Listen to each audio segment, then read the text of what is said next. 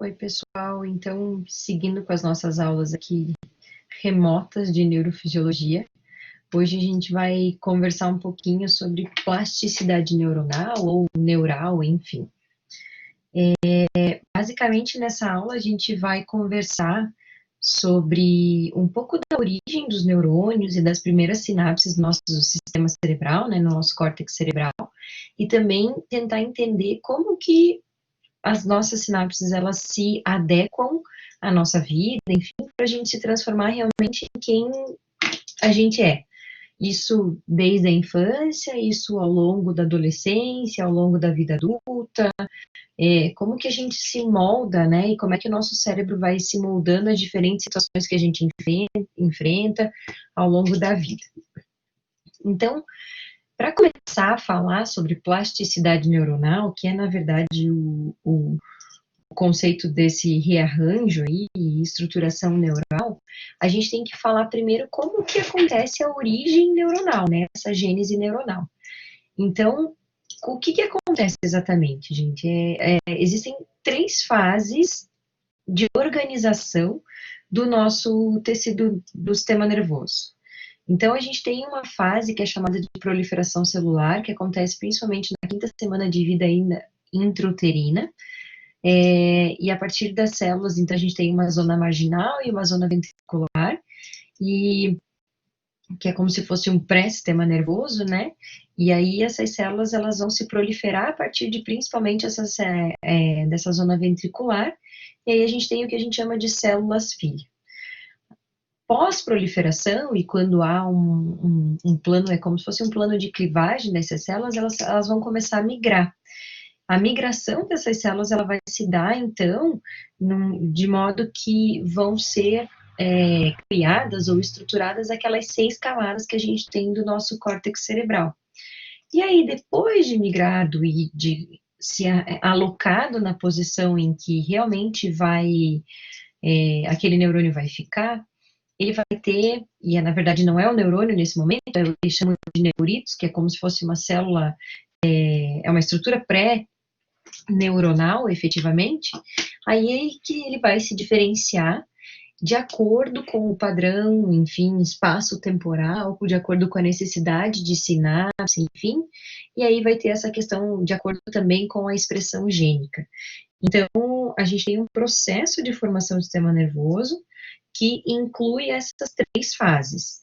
Então, falando primeiramente aqui sobre a proliferação celular, a figurinha fala até da coreografia da proliferação celular.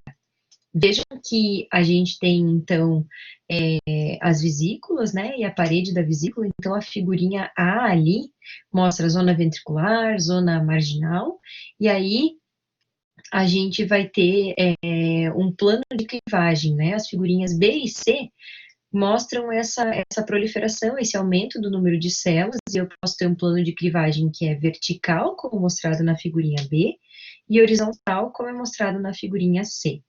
Então, aqui eu estou aumentando o número de células que se tem, então, no sistema nervoso, e a partir desse aumento de número de células, elas precisam ir para o local, enfim, em que elas vão realmente ocupar, em que elas vão se estabelecer.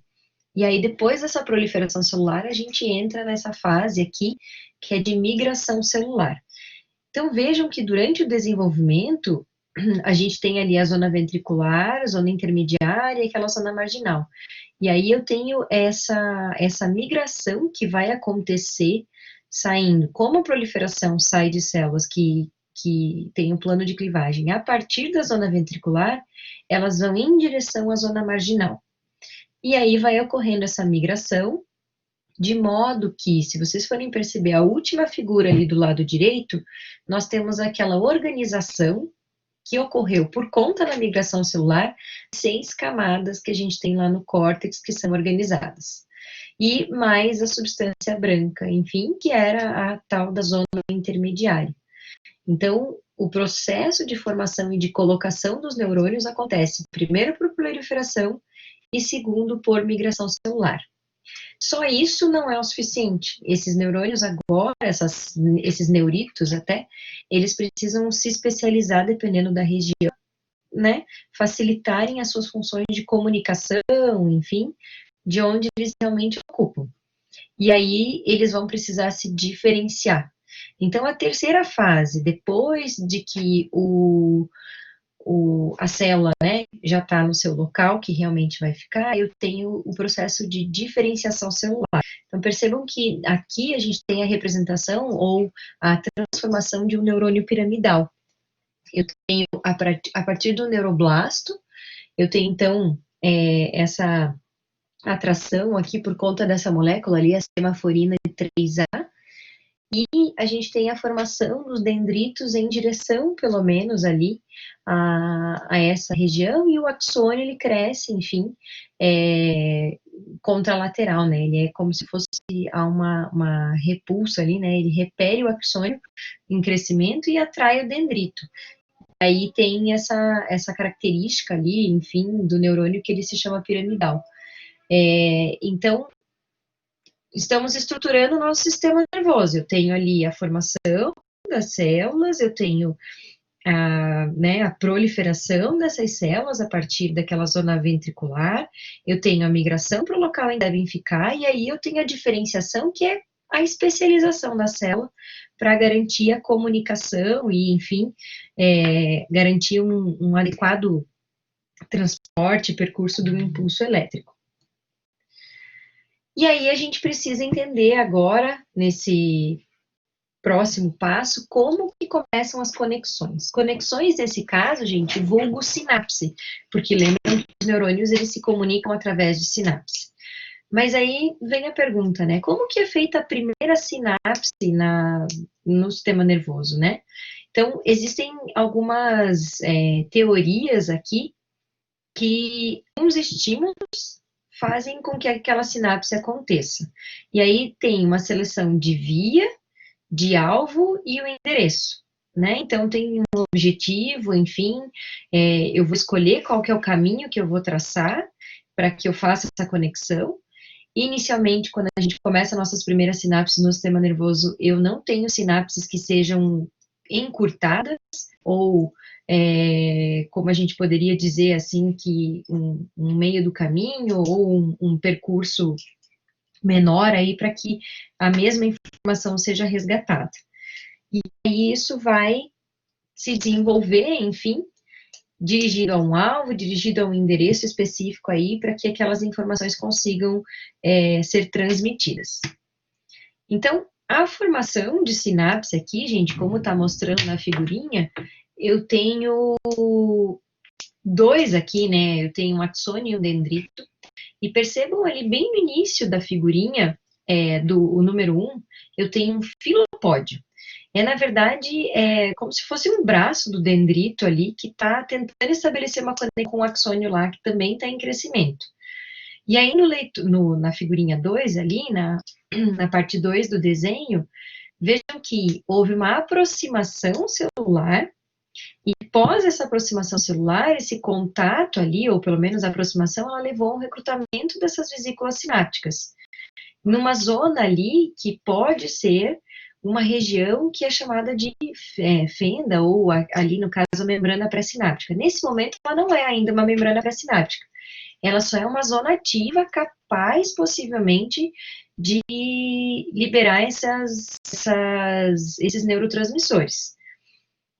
Na parte do filopódio, lá na parte 3 da figura, a gente tem também um trofismo, enfim, ou uma região em que há um desenvolvimento de receptores pós-sinápticos, e é isso que leva, então, à formação de uma sinapse.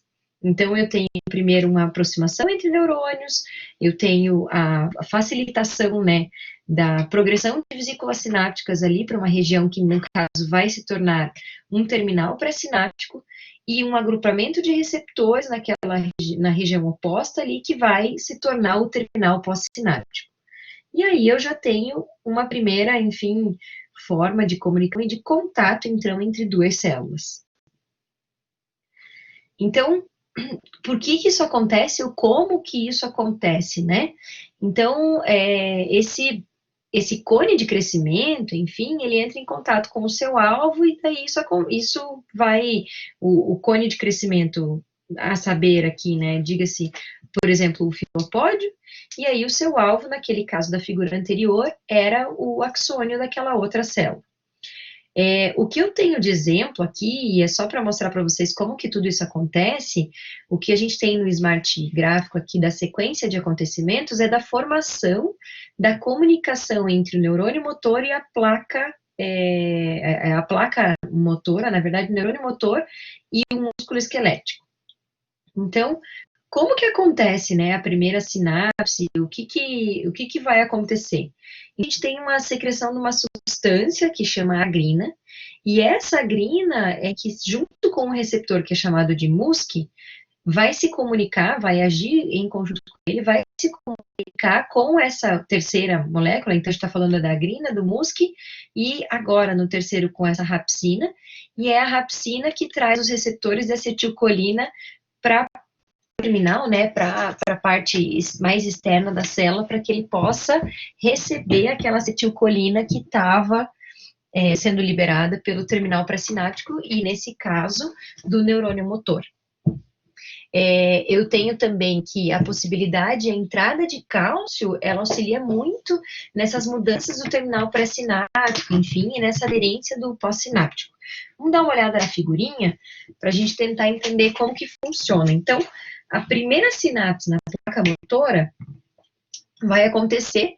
Vejam que eu tenho moléculas ali, eu não estou liberando o neurotransmissor exatamente nesse momento, eu estou liberando na fase 1 da figura a molécula de agrina que está em roxinho. Essa molécula de agrina reage, então, no terminal pós-sináptico, que nesse caso é na membrana da célula muscular, com esse receptor de agrina que é o MUSC. O MUSC vai reagir com a rapsina, que é quem faz o grupamento aqui dos nossos receptores de acetilcolina, então, na membrana da célula muscular. Então, eu tenho fase 1, fase 2 e fase 3, e aí, nesse momento, a partir do terminal pré-sináptico sendo liberada a acetilcolina, eu já tenho receptor no pós-sináptico, e aí eu já posso responder a essa sinapse que eu tenho ali, para que ocorra a contração muscular. Então, isso é um primeiro... ocorre a primeira formação, a primeira sinapse na nossa placa motora. E vejam que eu tenho um estímulo, eu não quero que vocês decorem, eu não quero que vocês saibam agrina, MUSC, enfim. É só para entender, e se a gente pudesse generalizar, são como se fossem fatores de trofismo, que conseguem fazer, na verdade, um incentivo à exteriorização e à presença desses receptores na membrana, para que daí eu tenha o favorecimento da minha sinapse. Só que assim, a gente forma um monte de sinapse quando a gente nasce. E muitas delas não são necessárias. Na verdade, ao longo da nossa vida, nos primeiros anos a gente faz muitas sinapses. E aí, ao longo da nossa vida, elas vão se desfazendo. E não é que a gente perca, por conta disso, a capacidade, então, de alguns conhecimentos, alguns aprendizados. É só porque a gente faz uma seleção daquelas coisas que realmente são importantes. Então, é dito um refinamento das conexões. Há uma redução, mas a informação, na verdade, ela segue como um todo. Dá uma olhada na figurinha que tem ali. Eu tenho um estado inicial, com neurônios aferentes e neurônios-alvo, e eu tenho ali 7 sinapses, né, no total, saindo dos meus neurônios aferentes e indo em direção aos neurônios-alvo. Acontece que essas sinapses, elas acabam competindo por alguns fatores tróficos, e aí nem todas elas vão conseguir persistir e perpetuar. E aí, por isso que algumas como se fosse, por morte celular seletiva, é como se fosse uma competição mesmo, pela sobrevivência, e nesse caso, eliminou-se 3 sinapses, e agora eu tenho 4 sinapses, mas que garantem a mesma comunicação. Então, acredita-se que isso aconteça num refinamento, mas por uma competição de fatores tróficos aqui, que são produzidos principalmente pelos neurônios-alvo. Vejam que isso não faz com que a gente perca a capacidade de comunicação intercelular e de sinapse intercelular. A gente está só refinando e utilizando, enfim, aquilo que a gente mais estimula, ou aquilo que é de mais importante para o estímulo do nosso cérebro. Então, essa morte celular aqui, que é feita, é uma morte celular programada, né, gente? Na verdade, ela vai acontecer por conta da necessidade de eliminação de neurônios, porque eles vão competir. Eu tenho muitos neurônios, muitas sinapses, e aí eles vão competir por fatores tróficos. E o ideal é a gente, então, garanta esses fatores de trofismo celular para aqueles que sejam importantes ou para um número suficiente para garantir a sinapse. Não mais do que isso, porque se houvesse mais do que isso, poderia eventualmente causar até uma falta, então, né, de fator, enfim, aqui, para todos os neurônios que estivessem participando daquela comunicação e daquela sinapse. Então, vamos tentar revisar até agora o que a gente entendeu. O que a gente viu até agora. Que o nosso cérebro tem uma fase de crescimento e de desenvolvimento celular. Dessa fase de desenvolvimento eu tenho proliferação, migração e diferenciação celular. Depois que essas fases aconteceram, eu começo a questão das comunicações e a formação das sinapses, que acontecem de acordo com a necessidade e estímulos. Acontecem por seleção de via, de alvo e de endereço.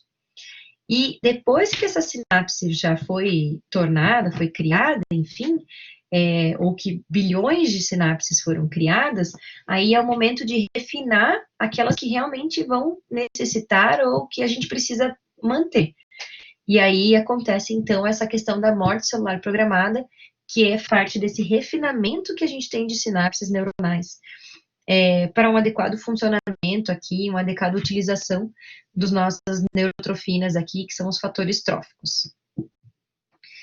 E aí a gente também tem uma questão de mudança na nossa capacidade sináptica. Então, quer dizer que os nossos neurônios, eles têm um número limitado de sinapses, enfim, né? Eles têm uma capacidade limitada de conseguir garantir essas sinapses. Tem um pico, a gente tem um pico de desenvolvimento, enfim, ou dessa capacidade sináptica no início do desenvolvimento. Então, todo mundo fala, não sei se vocês já ouviram essa expressão de que crianças aprendem muito, são esponjinhas, elas têm mais facilidade de aprendizado. É exatamente por isso, porque elas têm muita sinapse, eles têm uma capacidade de aprendizado muito grande. E, posteriormente, isso vai diminuindo. E aí é de rotina, às vezes algumas pessoas comentarem de que quanto mais velho você é, mais difícil a gente tem, mais difícil fica de conseguir aprender coisas novas, enfim. Então, vejam, um bebê, ele tem 1,5 vezes mais sinapses que adultos. Isso é super importante e é interessante até de perceber. Eu falo do meu laboratório de neurofisiologia, né, que está aqui em casa comigo todo dia agora. É muito interessante que, assim, uma vez eu estava com ele num lugar em que só se falava espanhol, e ele tinha 1 ano e 10 meses, mais ou menos. E aí as pessoas falavam com ele em espanhol, ele mal estava aprendendo a falar o português, mas em 2 a 3 que a gente estava nesse lugar, ele já estava falando olá para todo mundo. Então, ele, né, não sei se por desinibição ou enfim, ele já captou aquela informação, já viu que aquela língua era diferente, que as pessoas falavam diferente, e ele já entrou nessa adaptação de tentar falar da forma como ele estava ouvindo. Então, essa capacidade de aprendizado, de raciocínio, né, um bebê, 1 ano e 9 meses, enfim, ela é muito ampla. Isso deve ser muito explorado ao longo da infância, e é o que muita gente que trabalha com educação infantil, enfim, explora. Porque se eles têm essa capacidade de sinapse, ela deve ser explorada para que haja um desenvolvimento, então, otimizado. Né? Não estou dizendo em criar ninguém superdotado de conhecimento, que são mais inteligentes, nada disso, mas é explorar o potencial cerebral que a criança tem, exatamente pelo número de sinapses que ela tem a mais do que um adulto. Só para vocês saberem, então, bem a título de curiosidade, os estudos já com o sistema visual mostraram que a capacidade sináptica é bem estável durante a infância, do sistema visual, né? É bem estável durante a infância e adolescência, e depois da adolescência ela cai quase que 50% em 2 anos. Não é por isso, e possivelmente vocês devem ter percebido, né, vocês já saíram um pouco da adolescência, estão entrando na vida adulta, que não há uma grande perda de capacidade visual. Na verdade, a gente só se adequa, enfim, otimizando essas sinapses que já existiam. E aí a gente também tem de mudança, né, não só do padrão, enfim, a gente tem o que é dito de rearranjo sináptico. Isso aqui é muito importante, porque isso ajuda a manter, enfim, uma informação a depender da atividade do neurônio. Vamos entender. Dá uma olhada na figurinha do lado esquerdo, 6. Eu tenho neurônios pré-sinápticos de uma célula-alvo. Do A saem 3 locais, né, de sinapse, e no B mais 3. Aí, após um rearranjo sináptico, do A está saindo apenas um local que vai fazer sinapse, e o B assumiu outros 2. Professora, por que isso é importante? Por que isso acontece? Porque, infelizmente, a gente pode ter alguma lesão, alguma morte celular, alguma dificuldade em alguma sinapse, e a gente tem que ter alguma forma, já que novos neurônios não nascem, né? A gente não tem essa capacidade, depois da vida adulta, enfim, principalmente, de replicação neuronal. Então, se eu não consigo replicar as células, se eu conseguir que as células que já existem tenham essa capacidade de rearranjo aqui, né, do ponto de vista da comunicação, isso permite com que o nosso cérebro consiga uma certa adaptação de acordo com perdas, enfim. Por isso que é importante essas mudanças, essas alterações, essa capacidade que a gente tenha de rearranjo sináptico. E aí, esse rearranjo sináptico, a gente tem uma questão de segregação aqui, que é chamada de plasticidade, ou, enfim, teoria de Hebb, ou Hebbiano, que eles chamam. Então, é bem o que a gente está falando, assim, de segregação, é a evolução que eu tenho. Por exemplo, aqui na figurinha A, eu tenho esses 2 neurônios aferentes em um olho, né, no topo, enfim, na figura, disparando ao mesmo tempo. O que está acontecendo? O que eles estão mostrando, e a figura em marronzinho, sei lá, para vocês o que pode ser, mas a figurinha é o núcleo geniculado lateral, que é, na verdade, a região para onde vai a nossa informação depois do córtex não, desculpem, depois da retina ter sido estimulada, e aí estou chegando ali nessa região do núcleo geniculado lateral. O que eu tenho aqui no momento é que informações, por exemplo, do olho direito, chegam aqui nesse lado direito, mas também elas fazem estímulo no lado esquerdo. A gente também tem uma situação semelhante, enfim, do outro lado, né, do lado esquerdo aqui, eu tenho essa comunicação. Acontece que, com o tempo, os neurônios que disparam junto conectam-se entre si e, na verdade, as células, elas disparam de uma forma sincrônica, enfim, e elas perdem essa comunicação. Então, a figurinha C está mostrando que eu tenho aqui 2 neurônios diferentes, comunicados com o núcleo geniculado lateral, só que, na verdade, eles não têm comunicação entre os 2, né? Eu não preciso disparar uma célula ou outra, eu tenho, na verdade, uma ação aqui que elas acabam se conectando entre si. E aí elas têm uma sincronia apesar dessas suas conexões, isso é chamado de segregação sináptica. E a gente tem um período exatamente chamado período crítico para que aconteçam esses rearranjos sinápticos, e que a gente tem principalmente por conta dessas aferências modulatórias. Então, uma das nossas próximas aulas aí, se eu não me engano é a aula da semana que vem, a gente vai falar sobre controle químico do encéfalo. E o controle químico do encéfalo é feito às custas de alguns neurotransmissores, e esses neurotransmissores são, principalmente, aqui eu tenho o noradrenérgico, né, noradrenalina, colinérgico, que é acetilcolina, e alguns outros, que fazem diferença nessas aferências modulatórias, é dito de fatores permissivos e do estado comportamental.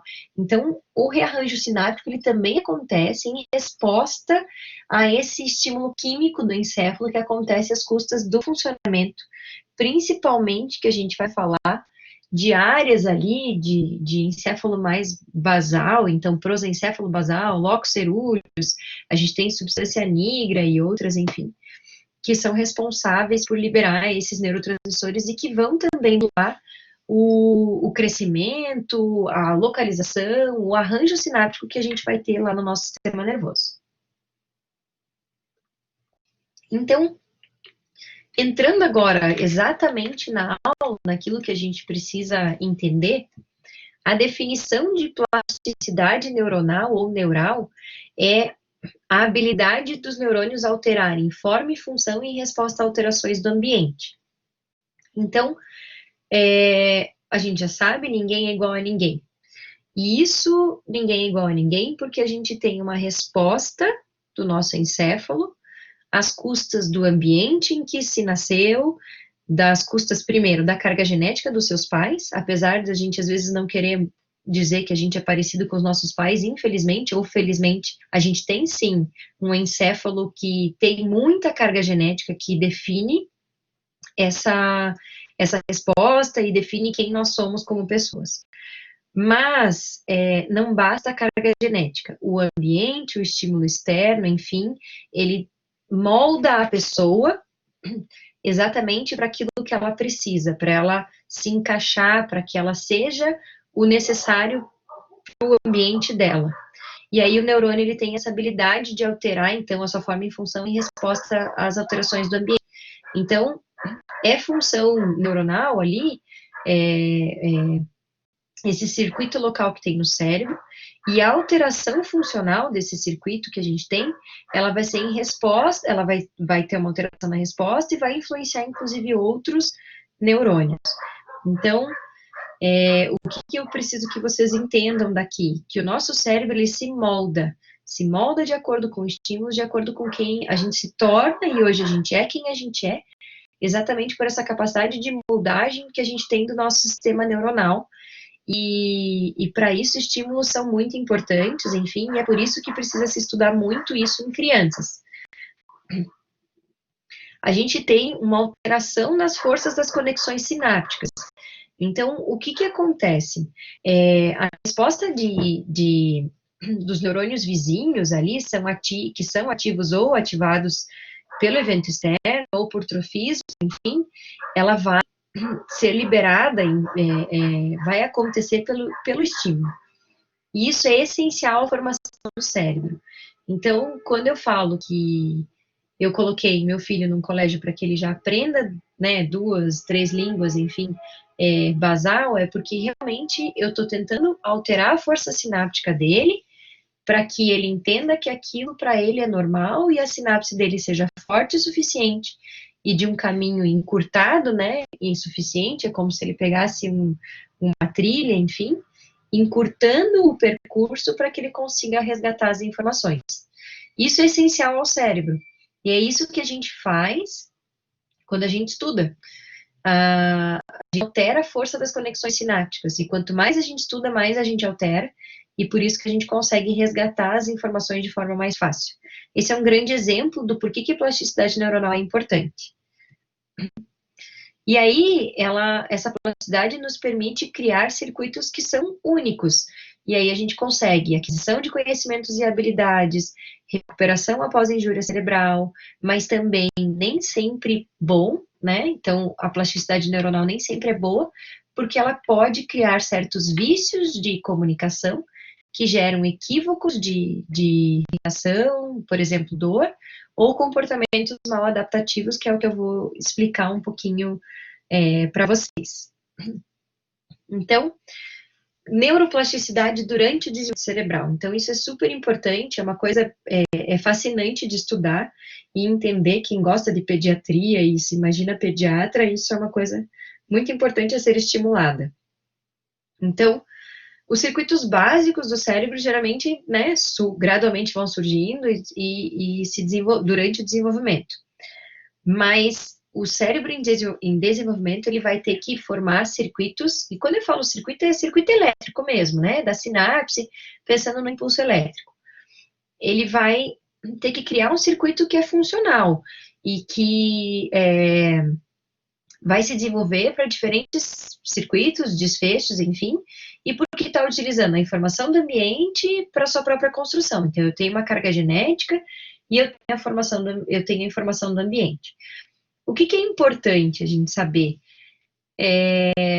O estímulo é tudo, gente. Não dá para deixar, e o que você tem batido muito na tecla, até dos pediatras, enfim, é que como a gente tem muita informação hoje em dia, de meios eletrônicos, enfim, por exemplo, uma criança pequena, se eu pegasse hoje meu filho e colocasse ele na frente da televisão, na frente de um tablet, o dia inteiro, não tivesse nenhum estímulo à habilidade manual, à habilidade social, né, de se comunicar, de se relacionar com outras pessoas, com outras crianças, possivelmente o circuito cerebral dele gerasse, inclusive, um espectro autista. E isso já foi descrito em alguns lugares, de que crianças que não são estimuladas, elas ficam com esse espectro autista, elas não têm a descrição genética, mas por falta de estímulo, elas não aprendem a se relacionar com o mundo externo, e elas ficam, enfim, só com esse mundo aqui, que é pelo estímulo eletrônico, enfim, que é muito batido na tecla.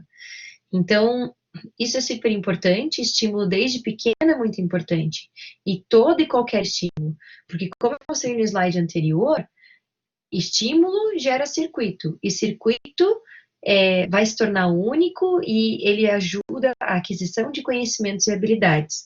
Então, desde habilidade motor, emocional, social, de linguagem, conhecimentos em gerais.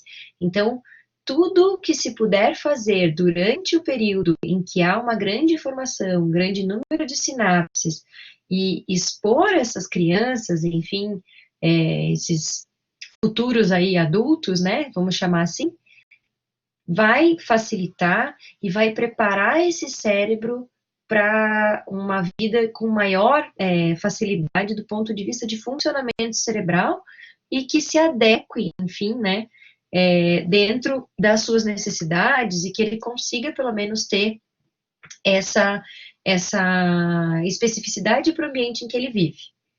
Num cérebro maduro, gente, isso já não acontece tanto. Os circuitos já estão estabelecidos e as modificações são pouco profundas. Por isso que a gente tem algumas pessoas que falam, depois de velho não quer mudar, enfim, né, um pouco, é uma frase um pouco leiga, né, ou popular, mas é porque realmente o cérebro maduro tem muito mais dificuldade de formar esses circuitos do que um cérebro em desenvolvimento. E para a gente, assim, o que eu tenho de maior importância aqui para que aconteça essa neuroplasticidade é que eu tenho genes, como eu já falei para vocês, feliz ou infelizmente, a gente tem uma carga genética dos nossos pais aí, determinando exatamente quem nós somos e essa nossa capacidade de circuito neuronal. A gente teve os estímulos sensoriais periféricos, então o ambiente, ao que a gente foi exposto desde pequeno, enfim. E isso é super importante até hoje numa discussão das atividades, principalmente para os pediatras, e mais aquilo que a gente tem de fatores de trofismo, fatores de orientação ali, para que aconteçam as sinapses, as comunicações, as aproximações intercelulares, para que eu tenha a formação das nossas sinapses. Mas a gente tem também essa questão, então, que a neuroplasticidade ela é sensível ao ambiente. Então, quer dizer que aquele estímulo sensorial periférico, aquele ambiente, ele permite que o nosso sistema nervoso se desenvolva sob medida. E aí a gente está, de certa forma, né, especializando, enfim, então, as nossas formações e circuitos neuronais de acordo com uma necessidade individual. É individual, mas é também coletiva, né? Então, se eu pudesse extrapolar hoje para uma situação atual muito grave, e que a gente tem discutido muito, de neuroplasticidade, que está todo mundo sofrendo com isso. Então, colocando desde a nossa realidade aí, acho que talvez hoje seja legal até de falar isso. Hoje a gente está numa situação de pandemia, e para a medicina é como se a gente tivesse, mediante uma medicina de guerra. Então, qual é a minha grande preocupação? O que está acontecendo? Meu cérebro não está preparado para uma situação de guerra. Eu não estou acostumada, meu circuito neuronal não está preparado para a situação de escassez, de né? Eu não estou falando nem de alimento, enfim, mas para mim, nesse caso, como médica, intensivista, escassez de equipamento de proteção, atendimento de milhares de pacientes, né? De diversos pacientes ao mesmo tempo. Agora, quando a gente vê outras regiões do mundo lidando com essa situação, mas que já estão acostumados, por exemplo, a gente teve uma reunião falando sobre Israel. Israel é um território que está acostumado e sempre preparado para a guerra. Então, a gente não vê Israel reclamar de falta de equipamento, ou despreparo, ou enfim, numa situação de catástrofe que é o que está passando. Agora, nós brasileiros, pelo ambiente que a gente sempre teve, nosso país nunca esteve envolvido em grandes guerras, enfim, a gente não tem essa especialização neuronal para conseguir aguentar esse tipo de acontecimento, né? Nosso cérebro não está preparado e isso gera um certo desconforto. Eu vou confessar para vocês que pode sim mexer com muitas pessoas e pode mexer sim com os circuitos neuronais, gerando desconfortos, mais diversos sentimentos, enfim. Aí a gente tem que trabalhar para isso, tentar se adaptar e tentar fazer essa neuroplasticidade aí acontecer também, de alguma forma, para aprender a lidar com todas as situações que vão acontecendo, para que a gente fique na medida certa para determinadas situações, enfim, de acordo com aquilo que nós estejamos passando. Aí a gente tem, então, essa questão de períodos críticos ou sensitivos durante o nosso desenvolvimento cerebral, e aí as alterações, elas podem acontecer quando especificamente? Ou quando o crescimento axonal para, e isso é importante, porque o axônio é, na verdade, parte super importante da sinapse.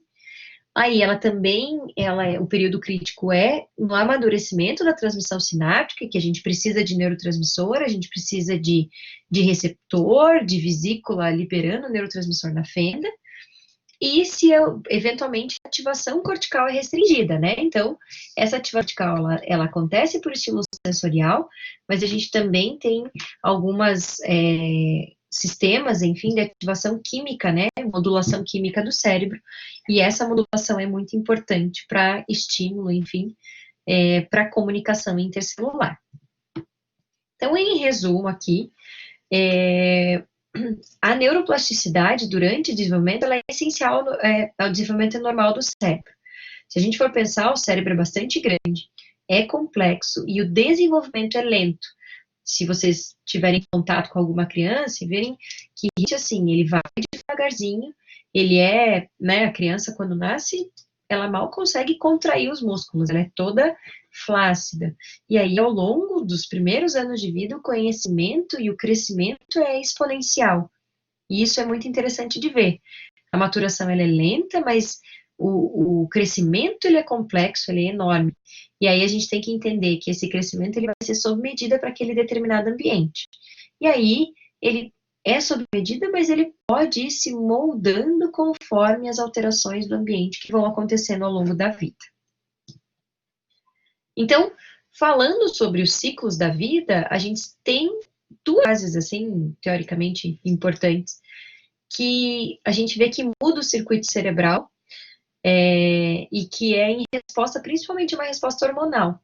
Então, existe uma alteração de circuito neuronal na puberdade, quando começam os comportamentos sexuais, enfim, e essa eu pude ver há pouco tempo, enfim, né, o Felipe está com 3 anos, mas esse comportamento materno e paterno, assim, eu achava que era besteira quando meu pai falava para mim que ter um filho é só tendo realmente um filho para a gente saber.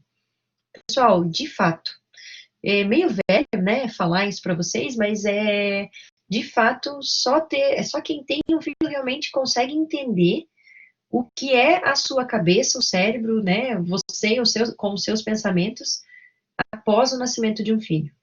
E com certeza eu presenciei e vivo isso diariamente, a cada dia mais, e é muito interessante a gente perceber essas alterações e essas mudanças, enfim, em que a gente consegue entender o comportamento sexual, a gente consegue entender, já passou, vocês já passaram, mas esse materno e paterno, para mim, ainda foi muito mais marcante do que até durante o período da adolescência e puberdade. Então, aprendizado também está envolvido em neuroplasticidade.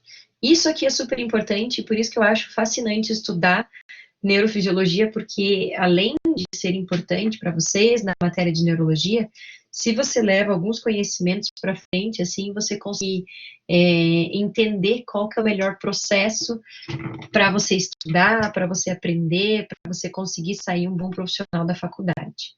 Então, aprender baseia-se em neuroplasticidade. A gente tem diferentes tipos de aprendizado, mas eles vão depender dessa modificação funcional dos circuitos neuronais. Então, eu falei para vocês na semana passada sobre memória, enfim, como que é a sedimentação e que a gente precisa ser exposto, né? Lembram de 10 minutos de exposição, que a gente tem uma memória de curto prazo, 1 hora de exposição ao conhecimento, e aí a gente está configurando memórias de longo prazo. Então, por que isso está acontecendo? Porque a gente está fazendo uma alteração funcional no circuito neuronal.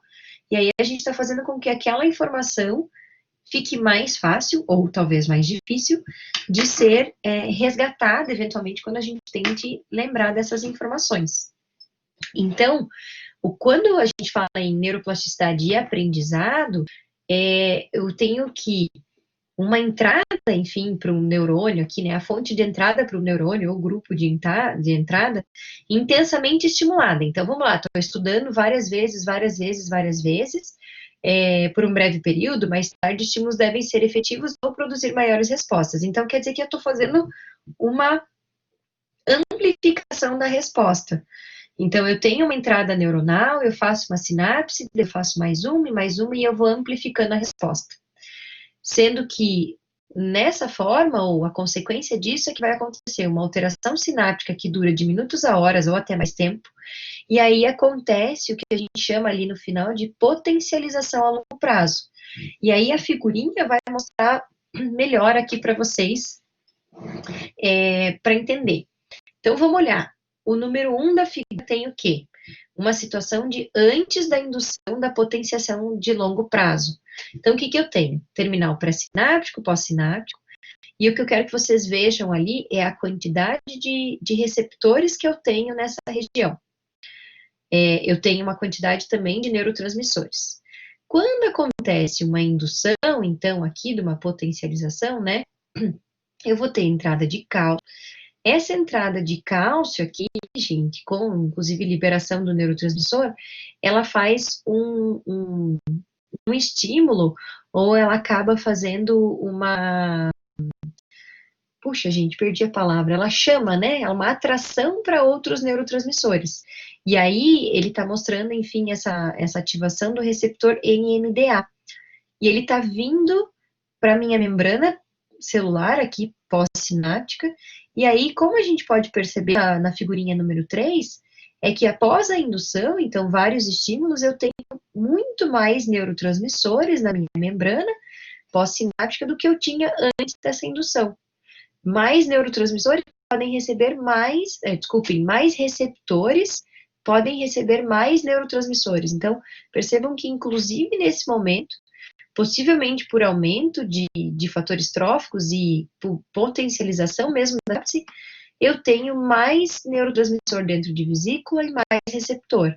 Então, essa sinapse aqui, essa informação consegue ser resgatada de uma maneira mais fácil. Ela foi amplificada, ela foi facilitada, ela foi de uma maneira muito forte estimulada. Mas também tem vias menos intensas. Então, quando a gente não tem uma estimulação muito frequente, enfim, estimulação mais distribuída, né, não diária, nem por 1 hora, enfim, aí isso acaba reduzindo a efetividade, e por isso uma depressão a longo prazo. Vou dar um exemplo. Possivelmente agora, fisiologia da semana passada, que vocês tiveram com a Aline, vocês lembrem alguma coisa se vocês já estudaram. Mas se de repente eu perguntar alguma informação da fisiologia específica do eletrocardiograma do primeiro semestre, como vocês não estão revisando, estudando, ou se porventura vocês não estiverem fazendo isso, vocês vão ter uma dificuldade maior para lembrar. Porque, na verdade, como essa sinapse está menos intensa no momento, vocês fizeram o que em vez de potencialização, vocês fizeram uma depressão a longo prazo. E é o efeito oposto. O que eu preciso que vocês entendam dessa figura aqui? Aqui é como se fossem dois olhos, é o sistema visual, e do lado esquerdo da figura em azul, é como se eu tivesse um olho fechado. E em amarelinho ali é um olho aberto. Então percebam, o que eu tenho do lado esquerdo com o olho fechado? Se o olho fechado, obviamente, eu não tenho estímulo, e aí eu não vou ter neurotransmissor. Eu não vou ter neurotransmissor na fenda, não vou ter estímulo para a sinapse, eu não estou chamando aqueles meus receptores ali, NMDA, para a minha membrana. Então, aqui eu fiz uma depressão de longo prazo. E aí eu tenho do lado direito da figurinha uma forte ativação desse NMDA. Tá? Então, é bem comparativo. Percebam que aqui eu liberei neurotransmissor e aqui eu tive uma atração do receptor para minha membrana pós-sináptica. Então, gente, estímulo. O que é estímulo, professora? Estudar, olhar, vivenciar, treinar mente por leitura, na prática, né? A gente alcança a excelência do ponto de vista cerebral, de treinamento cerebral, através de treinamento e repetição. Então, a gente tem que levar muito em consideração que os atletas chegam na sua excelência por repetição. E a gente também vai chegar na nossa excelência de trabalho por repetição. Quanto mais eu estudo, quanto mais eu treino um nó, quanto mais eu treino um movimento cirúrgico, um movimento de eventualmente colocação, vamos pensar num ortopedista, né, de luxação de ombro, enfim, de reposicionamento, melhor eu fico naquele procedimento. Mas isso depende de treinamento, porque é o treinamento que faz aquela potencialização de longo prazo e que aí a gente consegue resgatar a informação mais rápida. Isso é normal, possivelmente vocês já tenham percebido isso agora que entraram na faculdade, vocês estão estudando muito mais, né, todas as matérias de medicina do que você estudava história, matemática, enfim. Quando vocês se formarem médicos, vocês vão especializar ainda mais, determinando a carreira que vocês querem, vocês vão potencializando e aí vai deixar meio de lado. Eu, por exemplo, hoje tenho, claro que uma maior dificuldade para lembrar de informações de ginecobstetrícia, pediatria, porque eu fui para uma área de emergência. Mas isso é uma questão do que eu potencializei. Eu potencializei a emergência e eu deprimi as outras informações. Isso é normal. Eu moldei o meu cérebro para o meu ambiente, para o meu dia a dia, para aquilo que eu realmente necessito no meu dia a dia, para aquilo que eu preciso no dia a dia ser facilmente resgatável, né? Facilmente tá num circuito curto, né? Num circuito de fácil resgate de informação. Então, quando eu falo em potencialização e depressão de longo prazo, eles são componentes críticos aqui da formação de memória e para aquisição de habilidade. E aí a gente fala que quando a gente altera, né, ativações repetidas dos circuitos, elas podem inclusive tornar a efetividade do caminho, aqui alterar a efetividade do caminho, tornando mais fácil, mais efetivo, é como se ele pegasse uma trilha, enfim, o percurso fosse menor. E aí isso é chamado de teoria aqui Hebbiana, enfim, de plasticidade. Neuroplasticidade e reparo cerebral, uma das últimas coisas que eu preciso falar com vocês para esse assunto, para essa matéria. Por que é importante? Porque, eventualmente, numa lesão, né, no cerebral, é importante essa capacidade de reparo. É interessante ver que, quando se percebe crianças com algum tipo de lesão cerebral, elas têm uma capacidade quase que completa da recuperação, mas é exatamente porque elas ainda estão com aqueles bilhões de sinapses acontecendo e elas ainda não tiveram o seu refinamento de sinapses. Agora, se eventualmente isso acontece num cérebro maduro, essa plasticidade ela vai tentar compensar a perda, mas nem sempre ela consegue resgatar a função exatamente que é como era antes dessa perda aí ou dessa lesão. Então, a plasticidade para reparo é boa para tentar reparar aquilo que aconteceu da lesão cerebral e tentar garantir função, gente. Mas nem sempre ela é benéfica. Por exemplo, pós-amputação, um membro fantasma, enfim, ele acontece, que a pessoa sente dor, né, desconforto no membro em que não existe, porque não tem aferências para esse membro amputado, mas eu ainda tenho esse aumento de sensibilidade e aumento de entrada de um estímulo que não está vindo, mas que o cérebro está entendendo, é como se o neurônio tivesse ficado mais sensível para receber aquela informação, independente de ter o membro. Questão de dor intensa também. Dor crônica, um dos desafios da, da medicina, difícil de tratar, e porque nem sempre a dor crônica é realmente uma dor no órgão, no membro, enfim. Ela é por conta de plasticidade de circuito talâmico que fica como se fosse super estimulado, e aí eles fazem uma hiperalgesia, e os pacientes experimentam muitas dores.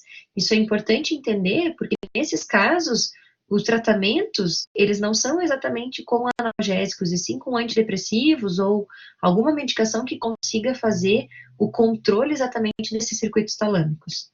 E nesses casos de overtraining, né, por exemplo, escritores, violinistas, em que o movimento repetido é tão repetido, que os pacientes ficam com distúrbio de movimento, apresentam algum tipo de disnia, enfim, por conta desse estímulo muito, muito grande a que eles foram submetidos ao longo de uma vida.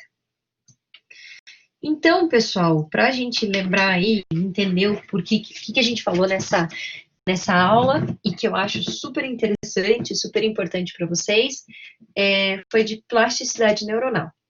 Para entender a plasticidade neuronal, a gente começou conversando sobre a formação do sistema nervoso, como que é a questão das primeiras sinapses, da formação dos nossos neurônios em diferenciação, né, do neuroblasto, até que ele vire realmente um neurônio, e a nossa figurinha lá, um dos primeiros slides, daquele neurônio piramidal, que se formou às custas de sinal químico, trofismo, enfim.